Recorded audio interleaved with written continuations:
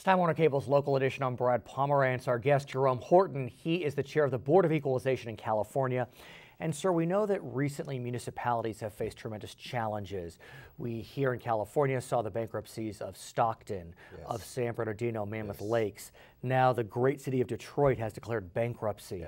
Are you concerned that other cities in our state, including Los Angeles, could face that same fate? I am, Brad, especially in the city of Los Angeles. A recent report by the economists over at UCLA, they indicated that California has gone from 10th in the nation as far as per capita income, as far as job salaries and so forth, down to 46th in the nation.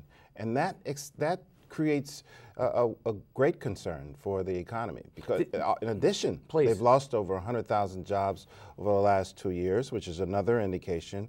Over 254,000 individuals are homeless in Los Angeles. And so 1 out of every 4 individuals live below the poverty line. So even though it appears as if though the city of Los Angeles is doing well, and it is recovering, but this undercurrent can sweep us off our feet. And what it seems as if is that while portions of the city of Los Angeles are recovering, it's not ubiquitous throughout the entire city and county. Sure, West LA is doing all right. Sure, you know, Los Feliz is doing fine. But what about North San Fernando Valley, South Los Angeles? Well, here's some of the statistics that I think are very telling. There's about 236,000, or at least reported, 236,000 millionaires in the city of Los Angeles. So if all of them are on the 405 freeway, well, it looks good. If all of them are in West Hollywood, it looks good. Looks great.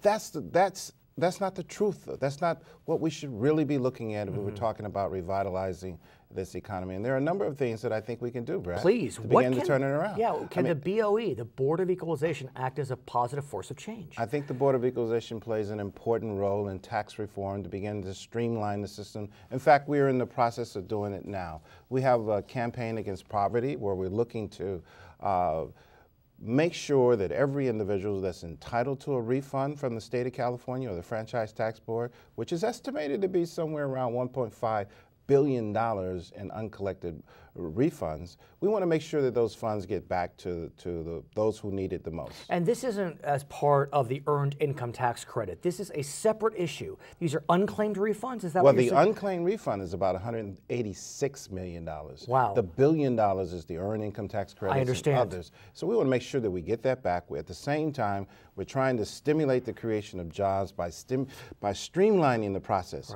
helping businesses open faster and stay in business longer is our objective. And how is that going? Because in some ways, California is such a big state. The bureaucracy is so significant. And that's not pejorative. It's just, you know, it's a big state. Can the state act as that catalyst as opposed to maybe the county or the city? Well, I think the state can and it should. We need to capitalize on our infrastructure that we currently have.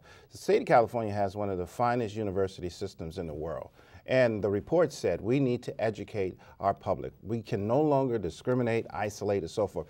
Every individual in California needs to have a valid education. And I want to speak with you about women. We both married up, as you know. Yes. Both of us did. Thank and God. Recently, Yvonne Horton, your wife, who is the city clerk in Englewood, as well as yourself, were involved in the Connecting Women to Power Business Conference. Yes, Brad, over 3,500 women came to learn how to start their business, expand their business, and grow. But the significant part of it, for me at least, is they were networking. They began to talk. They began to build that power base. Can you imagine 1,800 to 3,500 women coming together? Whoa. He's Jerome Horton, chair of the Board of Equalization. I'm Brad Pomerantz. You're watching Time Warner Cable's local edition.